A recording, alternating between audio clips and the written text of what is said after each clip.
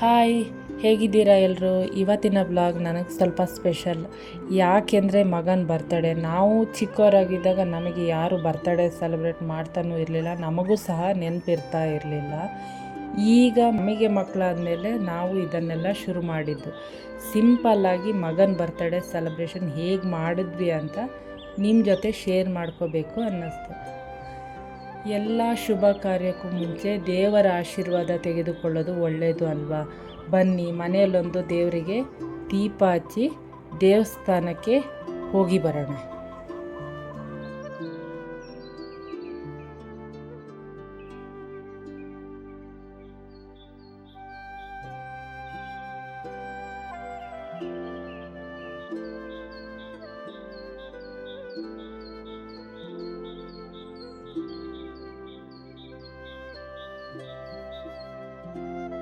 ಮಧ್ಯಾಹ್ನ ಊಟಕ್ಕೆ ಜೀರಾ ರೈಸು ಮತ್ತು ಕುರ್ಮಾ ಮಾಡಿದ್ದೆ. ಸ್ವೀಟಿಗೆ ಜಾಮೂನ್ ಮಾಡಿದೆ.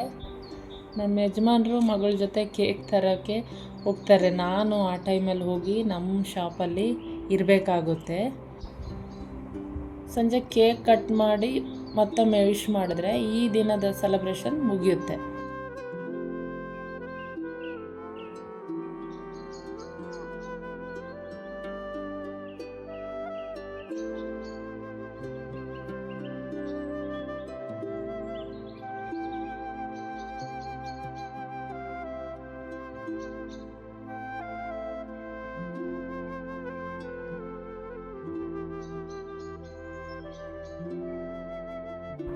ಈ ಖುಷಿಯಲ್ಲಿ ನೀವು ನಮ್ಮ ಜೊತೆ ಸೇರಿ ನನ್ನ ಮಗನಿಗೆ ವಿಶ್ ಮಾಡಿ.